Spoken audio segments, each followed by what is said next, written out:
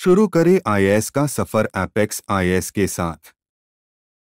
मुक्तिबोध का ब्रह्म राक्षस जो हमारे उस पार्ट में है, तो मुक्तिबोध के साथ साथ ब्रह्म राक्षस को मेन हम करेंगे। ठीक है, उसके साथ ये बता रहा हूँ, इसको सब्सक्राइब कीजिए, शेयर कीजिए और लाइक कीजिए। तो मुझे ये रहेगा कि पूरी मैं कंटिन्यू एटलीस्ट आपको पूरा हिंदी लिटरेचर है रिवीजन, पूरा हिंदी लिटरेचर करवा दूँ, ताकि आप जब भी मेंस दो या जब भी आप ये अगर पढ़ रहे हो तो साथ साथ अगर आप ये देखो, इसके क्लास नोट्स भी अवेलेबल है टेलीग्राम चैनल पे। आप जब भी देखो तो आपको ये लगे कि भाई हाँ हमारा कंप्लीट हो गया, अभी ये पढ़ भी लिया, रिवीजन भी हो गया। ठीक है, तो चलो आगे बढ़ते। गजानन माधव मुक्तिबोध, ठीक है, मुक्तिबोध ये हिंदी साहित्य के एक प्रमुख कवि माने जाते हैं। ये उसका उनका दौर है प्रगतिवाद से लेकर प्रयोगवाद वगैरह, इन काल का दौर है, नई कविता। हिंदी साहित्य के प्रमुख कवि है, लेखक आलोचक भी थे ये। ठीक है, उनका जो जन्म होता है 13/1917 का होता है। ये श्योपुर मध्य प्रदेश के रहने वाले थे। अंधेरे में इनकी फेमस रचना एक है अंधेरे में और एक ब्रह्म राक्षस, ये दोनों लंबी कविता है और फेमस कविता है इनकी। मुक्तिबोध रचनाओं की विशेषता क्या है, पहले तो हम ये जानेंगे। विशेषता, उनकी रचनाओं में कुछ विशेषता देखने को मिलती है, जो कि एक है आंतरिक द्वंद्व और एक है मानसिक संघर्ष। आप देखोगे अंधेरे में मैं और वह है। ठीक है, ब्रह्म राक्षस में भी मैं है, यानी ये संघर्ष आत्म संघर्ष है, मन के अंदर का संघर्ष है, मानसिक संघर्ष है कि व्यक्ति क्या करना चाहता था, क्या नहीं कर पा रहा है, क्यों करना चाहता था, वो है। करना तो चाहता है लेकिन कर नहीं पा रहा है, बोलना तो चाह रहा है लेकिन बोल नहीं पा रहा है, ये वाला संघर्ष है। वो चाह रहा है कि अच्छा हो लेकिन अच्छा हो नहीं रहा है, और वो चाह रहा है कि अच्छा करना चाहिए, मुझे अच्छा प्रयास मैं करूं, लेकिन वो कर नहीं पा रहा है। ये वाला कहीं ना कहीं संघर्ष जो है वो इनके कविताओं में दिखता है। जिनमें मुक्तिबोध की जो कविता है उनमें ये संघर्ष आपको दिखता है। कहते हैं कि ये फ्रॉइड, सिगमंड फ्रॉइड का जो सिगमंड फ्रॉइड का जो है वो उनके प्रभाव है, लेकिन मोस्टली देखें तो वो सिगमंड फ्रॉइड का प्रभाव नहीं, ये फैंटेसी शैली के हिसाब से सामाजिक समस्याओं को दिखाने की कोशिश करते हैं। उस समय का दौर ही कुछ ऐसा था, थोड़ा बहुत प्रभावी मान सकते हैं। उनकी भी कविता है, ये जो आंतरिक द्वंद्व है, मानसिक संघर्ष का गहरा चित्रण है। कविता में व्यक्ति अपने भीतर चल रहे विचारों, भावनाओं और नैतिक संघर्षों से जूझता दिखाई देता है। अंधेरी कविता में नायक अपने ही मन के भीतर की सच्चाइयों से भागने का प्रयास करता है। आप समझ गए हो, ये इनके कविताओं की मूल विषय है। इनके कविताओं में हमेशा आत्मसंघर्ष है, तीव्र। ये शब्द जो मैं लिखता हूँ ना, इनको आप लिखो अपने नोट्स में। आप नोट्स मेरे, मैं कह रहा हूँ 100%, ये नोट्स और मेरे शॉर्ट नोट्स ये इनफ है कि जिस टॉपिक को करने में ये मैं लिख के देता हूँ 100%, नो डाउट। ठीक है, आप अब फिर क्वेश्चन कोई भी आओ परीक्षा यूपीएससी में मेंस में, अगर मुक्तिबोध मान लो, अगर मैं मुक्तिबोध का एग्जाम्पल आप लिख लोगे। राजनीतिक चेतना, आपका विवेक यूज होना चाहिए। राजनीतिक चेतना क्या है? रचनाओं में तीव्र सामाजिक और राजनीतिक चेतनाओं का मुख्य रूप से व्यक्त हुई है। देश समाज की विसंगतियों और शोषण और पूंजीवाद व्यवस्था की आलोचना करते हैं। पूंजीवाद की तो इतनी आलोचना करता है मुक्तिबोध के, पूंजीवाद से मतलब एक घृणा करते हैं। एक धनशील समाज होता है उसने घृणा करता है। संघर्ष का मध्यवर्गीय व्यक्ति की असफलताओं, जिसमें एकाकीपन या त्रासदी वगैरह, उनका कारण ही ये है कि पूंजीवाद, ये तो मानते ही है यूं। जैसे उनकी एक कविता है सांध का मुंह टेढ़ा है, जिसमें सांध का मुंह टेढ़ा दिखाना ही ये चाहते हैं। ठीक है, असंतोष है उनके मन में, मध्य वर्ग के मन में असंतोष है पूंजीवाद को लेके, ये दिखाना ही चाहते हैं। ठीक है, तो वो कहते हैं, अंधेरे में भी कहते हैं ना, क्या करो क्या नहीं मुझे बताओ, इस स्तंभ मनुष्य शून्य में तैरती जग समीक्षा हुई है उसकी। यूं पूंजीवाद के लेकर भी ये कहते हैं कि किंतु युग बदला आया कीर्ति व्यवसायी लाभकारी कार्य में धन से, यानी धन से ही सब कुछ हो रहा है। ये वाला दिखा रहा है कि भाई अब ये व्यवसाय युग है, इसमें सब कुछ धन से हो रहा है, सब कुछ बिका जा रहा है। ये घृणा भी करते हैं पूंजीवाद से। ब्रह्म राक्षस में कवि समाज और राजनीतिक विकृतियों का चित्रण करते हैं। अब देखो फैंटासी यानी फैंटासी शैली जो है, ठीक है, इनका प्रयोग, उनकी फैंटासी शैली एक वो शैली है जिसमें ये होता है कल्पनाओं के माध्यम से बताना कुछ चीज को। ठीक है, किसी चीज को कल्पना यानी यथार्थ को दिखाना, लेकिन कल्पना के माध्यम से, इमेजिनेशन के माध्यम से, ये कैसे है फैंटासी माध्यम से। ये कहते हैं इसके फैंटासी के माध्यम से यथार्थ को एक काल्पनिक और अति यथार्थवाद परिप्रेक्ष्य प्रस्तुत करना। यथार्थ तो बहुत है लेकिन उसको डायरेक्ट ना कह के कल्पना के माध्यम से करना, कल्पना करना, जिससे पाठक के मन में, ये बहुत महान कवि माने जाते हैं इसके मामले में, फैंटासी के। ऐसी कल्पना करना और यथार्थ भी ऐसा दिखाना उसमें कल्पना में कि पाठक जब पढ़ता है ना उसके मन में गहरा भाव उत्पन्न हो। ब्रह्म राक्षस में ब्रह्म राक्षस एक पात्र, एक काल्पनिक जीव है ब्रह्म राक्षस, जो माध्यम से ज्ञान विज्ञान त्रासदीपूर्ण अंत है। ठीक है, प्रतीकात्मकता और बिंबों की बहुलता, इसमें देखिए मुक्तिबोध कविताओं में प्रतीकात्मकता और बिंब जो है वो बहुत मिल जाएंगे। वे अमूर्त विचारों को मूर्त रूप देने के लिए प्रतीक और बिंबों का सहारा लेते हैं कि भाई ऐसी चीज है जिसको अमूर्त है, मतलब जिसको अभी डायरेक्ट हम नहीं बोल सकते, उसको बोलने के लिए वो क्या करते हैं, बिंब और प्रतीकों का सहारा ले सकते हैं। उदाहरण के ब्रह्म राक्षस में ब्रह्म राक्षस ज्ञान के बोझ और अव्यावहारिक बुद्धि का प्रतीक है। ज्ञान तो उसके पास बहुत है, बोझ बहुत है, लेकिन वो उसको यूज नहीं कर पा रहा है। ब्रह्म राक्षस में यही तो समस्या है कि वो जीवन में उसने अपना इतना ज्ञान ले रखा है, ठीक है, ये आध्यात्मिक मतलब इतना ज्ञान है उसके पास और वो कर भी सकता है, लेकिन वो कर नहीं पा रहा यूज उसका। फंतासी शिल्प जो है, फंतासी शिल्प उसकी कविता में सबसे विशिष्ट पहचान है। फंतासी कल्पना पर आधारित ऐसी दुनिया जिसका निर्णय यथार्थ से परे हो, जो शिल्प के माध्यम से वो अपने विचारों अनुभवों का विलक्षण और अलौकिक रूप से करते हैं। केवल पलायनवादी नहीं है, बल्कि यथार्थ की तीखी आलोचना करने का एक ऐसा माना जाता है कि जो फंटासी कर रहे हो आप, जीवन की समस्या नहीं, आप कल्पना में रह रहे हो, क्या ही बात कर रहे हो, ये आलोचना की जाती है। लेकिन ऐसा नहीं है। फैंटासी का मतलब है कि भाई कोई डायरेक्ट किसी को नहीं बोल सकते, तो वो क्या बोलता है, किसी के तीसरे के माध्यम से बोलता है, ये तो इसी एक कल्पना के माध्यम से बोलते हैं। आंतरिक संघर्ष और सामाजिक समस्याओं को एक मूर्त रूप देते हैं, जिसके पाठक इन समस्याओं से सीधे जुड़ पाते हैं। अब आता है ब्रह्म राक्षस। ब्रह्म राक्षस में क्या एक लंबी कविता है जो एक ब्रह्म राक्षस की कहानी है। ब्रह्म राक्षस क्या है, एक इंसान, एक व्यक्ति हमारे जैसा एक मध्य वर्ग के बुद्धिजीवी व्यक्ति की कहानी है, जो अपने ही अंदर अंदर ब्रह्म राक्षस एक हमारे पौराणिक कथाओं में ब्रह्म राक्षस कहा जाता है, जो जिसकी आत्मा को मुक्ति नहीं मिलती है, वो ब्रह्म राक्षस बन के घूमता है। जिसने मतलब जीवन में कोई अधूरा कार्य छोड़ा हो, तो वो एक प्रतीक के रूप में लिया है। तो वही है कि वो जीवन में कुछ अच्छा तो करना चाहता है व्यक्ति, लेकिन अच्छा कर नहीं पा रहा है, तो वो ब्रह्म राक्षस बन जाता है, ब्रह्म योनि में, उस ब्रह्म राक्षस योनि में चला जाता है और वो तड़प रहा है उसमें कि मैंने जीवन में मैं अच्छा नहीं कर पा रहा हूँ, मैं नैतिक मूल्यों पर नहीं चल पाया, मेरे पास ज्ञान था मैं उसका यूज नहीं कर पाया। ये आत्मसंघर्ष है व्यक्ति के, आधुनिक व्यक्ति का आत्मसंघर्ष है। अपनी अतिशय विद्युतता के कारण एक बावड़ी के अंदर भटकता है। आप शुरुआत में देखोगे कि कहता है कि फैंटेसी कहता है कि शहर के उस खंडर की तरफ, यानी ये क्या है, बिंब बन रहा है हमारे दिमाग में, यानी चित्र बन रहा है। शहर के उस खंडर की तरफ प्रत्यक्त सोनी बावड़ी, यानी प्रत्यक्त मतलब एक पुरानी पड़ी हुई बावड़ी, मतलब बहुत पुरानी पड़ी उजड़ी हुई बावड़ी, प्रत्यक्त सोनी बावड़ी, ठंडे अंधेरे गहरे में, मतलब ठंडे अंधेरे गहरे कुएं में या बावड़ी में लटकते गुग्गू ने जो घोंसले वगैरह लटकते हैं ना, ये प्रतीक बन रहा है। तो उसमें वो तड़प रहा है। जीवन काल में अर्जित ज्ञान और समाज को नहीं दे पाया, यही तो दर्द है कि मैंने ज्ञान तो अर्जित किया, उसका यूज नहीं कर पाया अच्छे से, उसको समाज के लिए अर्पित नहीं कर पाया, कुछ समाज में अच्छा काम नहीं कर पाया, इसलिए मृत्यु के बाद उसकी आत्मा मुक्त नहीं हो पाती है, ठीक है। और बोला रहा है आत्मा मुक्त नहीं होते हैं। और कविता नायक एक बावड़ी के किनारे ब्रह्म राक्षस को देखता है जो उनकी कविकलता और त्रासदी से ग्रस्त है। वो मतलब अंदर ही अंदर बहुत दुखी है, यूँ वो बहुत ही अंदर ही अंदर बहुत दुखी, बहुत ही मतलब वो जीवन में चाहता है कि मैं कुछ करूं लेकिन कर नहीं पाया, ठीक है।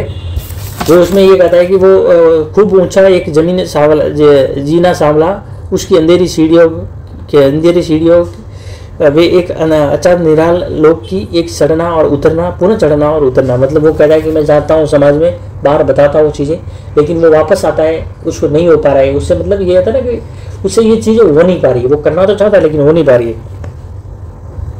संवेदना क्या है, वो अत्यंत जटिल और मार्मिक है। वो एक बुद्धिजीवी है जो अपने ज्ञान को, संपदा को समाज तक नहीं पहुंचा पाया। उसकी संवेदना और पीड़ा अकेलापन है, आत्मग्लानि का मिश्रण है।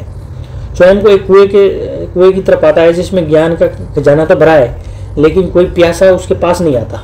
ये भी एक चीज़ है, उसके पास ज्ञान तो कोई है लेकिन कोई उसका शिष्य बनने को तैयार नहीं, या मतलब वो उसके पास ऐसी कला नहीं है कि उसके पास वो आए और वो उसके ज्ञान वो बांट सके। उसमें कहीं ना कहीं घमंड भी है, उसके ये है कि मैंने इतना ज्ञान पाया है, उसमें ये घमंड भी तो है, इसमें घमंड भी है। ये तो ये इसके कारण उसके शिष्य भी नहीं बन पाए। तो ये जीवन का क्या, ये व्यक्ति के जीवन को बताया गया है, ठीक है। दूसरा, ब्रह्म राक्षस में व्याप्त त्रासदी। अब देखो ब्रह्म राक्षस में त्रासदी क्या है, ठीक है। ब्रह्म राक्षस में त्रासदी क्या है वो आपको देखना। ज्ञान की त्रासदी है, मतलब एक तो ज्ञान की, ब्रह्म राक्षस सबसे बड़ी त्रासदी है ज्ञान।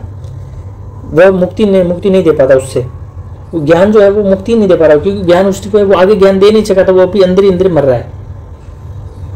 वह अपने ज्ञान को बांटना चाहता है, लेकिन समाज ने स्वीकार नहीं किया, समाज ने उसे स्वीकार नहीं किया। वह कविता में कहता है कि पढ़ पढ़कर मेरा दिमाग पागल हो गया है। वह कहता है पढ़ पढ़कर मैं तो फूट पागल हो गया, लेकिन अब वो नहीं कहता, ठीक है। दूसरा, अलगाव और अकेलेपन की त्रासदी। ब्रह्म राक्षस समाज में से कटा हुआ है, वो समाज से कटा हुआ है, उसका विद्युता आम लोगों से दूरी है, मतलब उसको अभी आम लोगों के साथ नहीं है, वो समाज से कटा हुआ है। विद्युता का ये अकेलापन जिससे वो बावड़ी में पास बैठे भटकता है, ठीक है। सर्जन की त्रासदी। सर्जन, वह ज्ञान की सर्जन तो करता है, लेकिन वो ज्ञान समाज के लिए उपयोग नहीं कर पाता, इसलिए वो त्रासदी है। उसका श्रम जो है वो व्यर्थ चला जाता है, ठीक है। अथक परिश्रम प्राप्त ज्ञान हो गया व्यर्थ। ये उसमें कहता है, ठीक है। एक निसारता की त्रासदी, यानी कुछ ना करने वाली, ये जीवन में ज्ञान और को अर्थहीन पाता है, अर्थहीन जीवन में ज्ञान को पाता है कि ज्ञान जो है अर्थहीन है, उसकी सारी मेहनत और गलत शून्य में विलीन हो जाती है। उदाहरण के लिए मैं अपनी छाया का प्रेत घूमता हूँ बावड़ी के पास, ठीक है। तो ये चीजें इसमें दिखाई गई है। ये तो जो संघर्ष इनमें ये संघर्ष दिखता है, ये अच्छे और बुरे का संघर्ष नहीं है ब्रह्म राक्षस में, ये संघर्ष अच्छे और अच्छे का संघर्ष है। वो कह रहा है कि मेरे पास वो आदमी बुरा नहीं है, ब्रह्म राक्षस बुरा नहीं है, लेकिन वो अपने वो यूटिलाइज नहीं कर पा रहा, वो समाज को वो दे नहीं पा रहा कुछ, वो अच्छा है, वो चाहता है कि समाज अच्छा हो, ये भी चाहता है, वो चाहता है समाज अच्छा है लेकिन और अच्छा हो। ये अच्छे और अच्छे से और अच्छे का संघर्ष है। वह दूसरा ये कि ये बुद्धिजीवी समाज का संघर्ष है, बुद्धिजीवी व्यक्ति का संघर्ष है। वो में ये ऐसा भी संघर्ष है कि आज राजनीतिक समस्या और इतनी जो समस्या प्रशासनिक समस्या हो रही है, एक बुद्धिजीवी व्यक्ति जो है मुख दर्शक बन के रह गया है। वो जीवन वो उसके अंदर आपको हिंसा दिखती है तो वो क्या कहता है, जैसे आप महाभोज में देखोगे, महाभोज में आप देखते हो तो वो कहता है ना कि चाय की शुष्की के साथ अखबार जब पढ़ते हैं ना तो कहते हैं ओ चिट तक तक तक तक वो आती लाइन आती है और वो कहते हैं सो हॉरिबल, आखिर ये कब तक रुकेगा। फिर कहते हैं, फिर ऐसा कहने के बाद ये चाय की शुष्की और ये पेपर गांव वालों के जीवन के समस्या से तरह ये पेपर भी रद्दी में चला गया। तो ये भी ये कहता है कि बुद्धिजीवी जो है वो सब कुछ देख रहा है समाज में, उसको पता है, उसके पास ज्ञान भी है, उसके पास तर्क भी है, लेकिन वो कुछ कर नहीं पा रहा। क्यों नहीं कर पा रहा है? ये आत्मसंघर्ष है। या तो वो डरता है, या क्या डरता है, वो डरता है, या फिर उसको ये लगता है कि मैं बोलूँ, ये ऐसे वाला आज भावना आता है ना कि मैं ही क्यों करूँ, ये वाली चीज है। तो ये कहीं ना कहीं ब्रह्म राक्षस में दिखाई गई है। ब्रह्म राक्षस बुरा नहीं है, लेकिन वो अंदर से आवाज उठ नहीं पा रही है, उसके अंदर तो चल रही है, द्वंद चल रहा है कि मैं कुछ करूँ ये। तो वो कहता है कि वह कोठरी में किसी तरह अपना गणित करता हुआ मर गया। वो इसी में गणित करता रहा कि मैं क्या करूँ क्या नहीं करूँ। वे भाव संगत तर्क संगत कार्य सामंजस्य युति समीकरणों में गणित की सीढ़ियों पर हम छोड़ और उसके लिए, ठीक है, और उसके लिए वो ये भी करता है। दूसरी चीज चाहिए वो उस ब्रह्म राक्षस मतलब ये ना गुस्सा है अंदर से कि मैं यार क्यों नहीं बोल पा रहा हूँ, मैं समाज में कुछ अच्छा क्यों नहीं दे पा रहा हूँ, मैं ज्ञान क्यों नहीं दे पा रहा हूँ, मैं अपने ज्ञान का उपयोग क्यों नहीं कर पा रहा हूँ। तो वो कहता है कि वो उसमें ये कविता में मिलेगा कि वो जब दायित्व को पूरा न कर पा रहा तो उसके अंदर रोष है, दुख है। वो कहता है गहन अनुमानित तन की मलिनता को दूर करने के लिए, प्रतिपल पाप छाया दूर करने के लिए दिन रात स्वच्छ करने ब्रह्म राक्षस घिस रहा है देहे हाथों के पंजे बार, यानी अपने नाकों को पंजे को दीवारों पर घिस रहा है कुएं के अंदर, क्योंकि वो कह रहा है कि मैं चाहता हूं लेकिन नहीं कर पा रहा। तो रामविलास शर्मा इसमें कहते भी है कि ब्रह्म राक्षस जो है वो अस्तित्ववादी मान्यता और खंडित व्यक्तित्व का प्रतीक है। किसका प्रतीक? अस्तित्ववादी की मान्यता और खंडित व्यक्तित्व का प्रतीक है। अब देखिए ब्रह्म राक्षस का जीवन दर्शन क्या है। ब्रह्म राक्षस कई महत्वपूर्ण ये वो चीजें मैंने बताई। ज्ञान का सामाजिक उपयोग नहीं कर पाना। कविता ये संदेश देती है कि ज्ञान केवल व्यक्तिगत उपलब्धि नहीं है बल्कि उसका उपयोग समाज के लिए में भी होना चाहिए। ब्रह्म राक्षस की त्रासदी ये बताती है कि ज्ञान समाज के काम ना आए तो बोझ बन जाता है। जब आपने ज्ञान लिया और वो काम ही नहीं आ रहा है समाज में, वो किसी काम ही नहीं ले रहे हो आप, तो फिर वो ज्ञान का क्या मतलब हो गया। जैसे हमने वो कहते हैं ना कि 10th क्लास में पढ़ा sine theta cos theta cosec theta, ठीक है, सेक थीटा, इनका जो वो करें भले ही उनका इंजीनियरिंग फील्ड में बहुत उपयोग होता है, लेकिन हम यार कहते हैं क्या यूज करें। जैसे ये पंजाब के चीफ मिनिस्टर कहते हैं भगवंत मान जी, वो कहते हैं कि हमने ये साइन थीटा कोस थीटा सब्जी खरीदने जाए तो उसको क्या यूज करें बताओ। ये जैसे हमारे यूपी तो हालांकि उसका महत्व है अपनी जगह, लेकिन ये कि हमारे लिए वो महत्व नहीं है ना। आंतरिक दुख से मुक्ति, आंतरिक द्वंद मुक्ति मतलब मुक्ति बोध ये बताने की कोशिश करते हैं कि व्यक्ति को अपने आंतरिक द्वंद्वों से लड़ना चाहिए और अपने कमजोरियों को पहचानना चाहिए। ये भी तो बताते हैं। नायक ब्रह्म राक्षस से दुखों को समझाकर स्वयं को उसके जैसा बनाने से रोकता है। वो नायक कहता है कि मैं ऐसा नहीं बनूं ताकि मैं समाज में कुछ दूं, ताकि मुझे ब्रह्म राक्षस नहीं बना। ब्रह्म राक्षस एक पौराणिक प्रतीक है, समाज से जुड़ना और अपनी भूमिका निभाने की बात करता है। ब्रह्म राक्षस एकाकी जीवन शैली है, नकारात्मक उदाहरण के रूप में प्रतीक आई है। यथार्थ को स्वीकारना भी चाहिए। ब्रह्म राक्षस अपनी त्रासदी को स्वीकार नहीं कर पाता है और इसीलिए भटकता रहता है। यथार्थ को स्वीकार करना है और उससे आगे बढ़ना ही ये है कि आप त्रासदी और ब्रह्म राक्षस की यौन शैली, ब्रह्म राक्षस की शैली में नहीं जाओगे। सामाजिक और व्यक्तिगत समस्याओं का चित्रण हुआ है। बुद्धि का अलगाव है, बुद्धिवादियों के समाज से कट जाने की समस्या भी है इसमें, ठीक है। ब्रह्म राक्षस का पात्र एक बुद्धिजीवी जो अपने अत्यधिक विद्वता के कारण आम समाज से अलग हो गया है। वो अलग क्यों हो गया कि उसमें अहम भावना आ गई थी। पहले ये अहम भावना आ जाती है कि यार मेरा नॉलेज, अपन देखते हैं ना आज भी देखते हैं कि यार वो कहता है किसी को गरीब है जो पढ़ा लिखा नहीं है, कोई उसके साथ कैसा व्यवहार करता है। वो कहता है तू क्या पढ़ा लिखा है, तू क्या है, या कोई कम पढ़ा लिखा है, मैं इतना पढ़ा लिखा हूँ इतना। वो धीरे धीरे अगर इसी फेज में चला जाता है ना तो वो समाज से कट जाता है। क्योंकि उसमें अहम भावना आ जाती है, फिर वो ब्रह्म राक्षस की होली में चला जाता है। पूंजीवादी व्यवस्था का शोषण, जो मैंने बताया, पूंजीवाद से तो बहुत नफरत करते थे, पूंजीवादी व्यवस्था की आलोचना भी नहीं थे। ये व्यवस्था ज्ञान को भी वस्तु बना देती है, जैसे कि उसका सामाजिक महत्व ही कम हो जाता है। ये मैंने पहले भी बनाया कि पूंजीवादी व्यवस्था में इसीलिए नाराज थे कि वो ज्ञान की वस्तु जो है वो पैसों की वस्तु बन जाती है। तो वो कहते भी पूंजी व्यवस्था में है ना, किंतु युग बदला वो आया कृति व्यवसायी, लाभकारी कार्य, फिर वो कहता है लाभकारी कार्य में से धन, लाभकारी कार्य सिर्फ धन रह गया, धन से ही सब कुछ हो रहा है।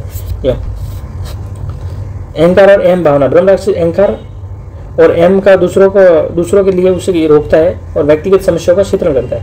अहंकार की बावड़ी में डूब गया, वो गणित करता करता वही मर जाता है। फिर सामाजिक उपयोगिता का अभाव, सामाजिक दर्शन ये है कि ये व्यक्तिगत प्रतिभा का उपयोग समाज के लिए नहीं हो पाता, ये हमने बार बार पढ़ लिया। ब्रह्म राक्षस ज्ञान की साधना वो समाज के लिए अनुपयोगी रही है। अब उसका शिल्प देखते हो, अलंकारिता, अलंकारों का प्रयोग परंपरागत तरीके से नहीं है, बल्कि बिंब और प्रतीक। यहाँ पर अलंकारों का नहीं, बिंबों का ज्यादा प्रतीक है। मतलब इन मुक्तिबोध सबसे ज्यादा जो फैंटासी शिल्प वो भी एक बिंब है और प्रतीक है, तो इनका ज्यादा प्रयोग लिया गया। जैसे मानवीकरण, कभी निर्जीव वस्तुओं का सजीव रूप में प्रस्तुत किया गया, जैसे बावड़ी का पानी आप देखोगे ना, लगता है प्रतीक बनता है। जैसे शहर के उस खंडर की तरफ आपको लगता है शहर है और खंडर पड़ा हुआ है, उस खंडर की तरफ जैसे परित्यक्त ना, छोड़ी हुई पुरानी त्यागी हुई बावड़ी जहाँ कोई जाता नहीं है, परित्यक्त सुनी बावड़ी ठंडे अंधेरे का घेरे में, ठीक है, अंधेरे घेरे, वहाँ बहुत अंधेरा सा रहता है, अंधेरी कम बावड़ी, वहाँ कोई जाता नहीं है, लटके घुग्गू है ना, घोंसले लटक रहे, ठीक है। उपमा और रूपक में देखे तो मूर्ति के लिए प्रयोग है, उदाहरण जीवन एक बावड़ी है, ये भी देखिए, उपमा भी ऐसे प्रतीक है, मोस्टली इनमें प्रतीक बिंब पर चलेगा, ठीक है। आंतरिक द्वंद्व को दर्शाना, ज्ञान का बोझ मुक्ति नहीं देना, प्रतीक योजना में देखे तो ब्रह्म राक्षस में अप्रासंगिक बुद्धिजीवियों को अकेलेपन और असफल आदर्शों का प्रतीक है। ये बुद्धिजीवियों का तो प्रतीक है ब्रह्म राक्षस। बावड़ी ज्ञान के भंडार और व्यक्ति को आंतरिक, बावड़ी में ज्ञान तो है, ठीक है, और आंतरिक जगत का प्रतीक है व्यक्ति के। बावड़ी अंधेरे में, अंधेरा जो है वो ज्ञान का प्रतीक है, त्रासदी, मतलब ज्ञान की त्रासदी है। अंधेरा क्या, बावड़ी के अंदर जो अंधेरा ना है वो ज्ञान की त्रासदी है। अज्ञान और मानसिक द्वंद्व भी कहा जाता है इसको। बिंब देखे तो बिंब गतिशील बिंब है, इनमें जीवंत और गतिशील बिंब। दृश्य बिंब, बावड़ी का पानी, सांद की परछाई पड़ना उसके अंदर, ये क्या दृश्य बन रहे। स्रोत बिंब है ना, सिसकने की आवाज आ रही है अंदर से, रो रहा है, घिस रहा है, एकदम चिल्ला रहा है, तो ये स्रोत बिंब हो गए, यानी सर्वबिंब। गतिशील बिंब, ब्रह्म राक्षस की बावड़ी में चक्कर लगाना गतिशील बिंब है, कि वो बावड़ी में इधर उधर घूम रहा है, लेकिन दीवारों पे टकरा रहा है, वो क्या गतिशील बिंब। भाषाशैली तटस्थ और सपाट बयानी और गहन भाषाशैली। गद्यमय भाषा, उनकी कविता भी जो है वो गद्य में लगती है, आपको लगेगा ऐसा नहीं, तुकबंदी नहीं, विचारों का प्रवाह अधिक, या तुकबंदी ना होके जो भाषा में कविता है ना वो विचारों का प्रवाह है, ये मतलब अध्यात्मिक से, विचारों से प्रवाह से जुड़ा है, आंतरिक भावना है। समासिक पदावली, उन्होंने विचारों की जटिलता को व्यक्त करने के लिए एक लंबी समासिक पदावलियों का प्रयोग, यानी लंबी कविता। संस्कृत निष्ठ शब्दों की भी भावना, गंभीरता को दर्शाने के लिए संस्कृत शब्दों का भी प्रयोग किया है। पंचाशी शिल्प यथार्थ को आलोचना के लिए एक माध्यम या मुक्तिबोध ने ब्रह्म राक्षस की काल्पनिक चरित्र के माध्यम से बुद्धिजीवियों की त्रासदी को व्यक्त किया है। ये फंतासी वास्तविक जीवन की समस्याओं को एक अति यथार्थ के परिप्रेक्ष्य में प्रस्तुत करना, ये हमने देख लिया है, ठीक है। तो ये तो पूरा हमने पढ़ लिया। अब देखो कैसे लिखेंगे। मुक्तिबोध अपनी कविता में एक सच्चा, खरा और संघर्षशील संसार दिखता है। अभी अपने इतना डिस्कस किया कि संसार से रस्ते क्यों सर, तो ये चाहते ही है ना, बुद्धिजीवी की समस्या बताइए, वो समाज में ज्ञान और आंतरिक द्वंद्व, वो नैतिकता, अच्छे और अच्छे के बीच का संघर्ष, वो ज्ञान को नहीं बांटने का त्रासदी, यही तो दिखाना चाहते। तो ये चाहते कि समाज में ज्ञान का उपयोग होना चाहिए, व्यक्ति की उपयोगिता होनी चाहिए, ये दिखाना चाहते। ब्रह्म राक्षस में अंत्योष्ट फैंटेसी। अब फैंटेसी के बारे में देखोगे, फैंटेसी पहले क्या चीज है, ठीक है, फिर प्रतीक कैसे कैसे यूज हुए, बिंब कैसे कैसे यूज हुआ है, ठीक है, उसमें आध्यात्मिक चीज क्या दिखाना चाहते थे कल्पना के माध्यम से, यथार्थ, वो चीज लिखोगे, ठीक है। तो यही हो गया फैंटेसी। ब्रह्म राक्षस में मिथिक प्रयोग में व्याख्या करते हुए मध्य वर्ग के जीवन को त्रासदी बताइए। अब वही बता रहे, प्रतीकों का यूज किया इन्होंने, फैंटेसी का प्रयोग किया, पहले लिखा, ठीक है। अब क्या क्या त्रासदी है, त्रासदी वही है कि एक मध्य वर्गीय जीवी जो है वो आज समाज में कितना विमुख होता चला रहा है, उसके पास ज्ञान है लेकिन वो उपयोग नहीं कर पा रहा है। ये चीज आप लिखोगे इसमें, पॉइंट वही सब मैंने ऊपर पढ़ा है और मेरे शॉर्ट नोट्स में, तो ये कुल मिलाकर लिखना है, ठीक है। तो आप चैनल को सब्सक्राइब कीजिए, शेयर कीजिए, कमेंट कीजिए, ताकि मोटिवेशन मिले, आपको पूरा सिलेबस एक ही जगह रिवीजन करने को मिल जाए, और वो भी बहुत शॉर्ट वीडियो, कम वीडियो में। आपको लगभग जहाँ आप 200 घंटे की, 300 घंटे की क्लासेस लेते हो ऑप्शनल की, वो मात्र मान लोगे आपको 50-30 घंटे में, 30 घंटे में भी आपको, 30 घंटे भी नहीं, मैं तो मानता हूँ 25 से 30 घंटे 25-30 घंटे में पूरा रिवीजन हो रहा है और नोट्स मिल रहे हैं, तो और क्या चाहिए। अच्छा, सपोर्ट कीजिए, सब्सक्राइब कीजिए, ठीक है।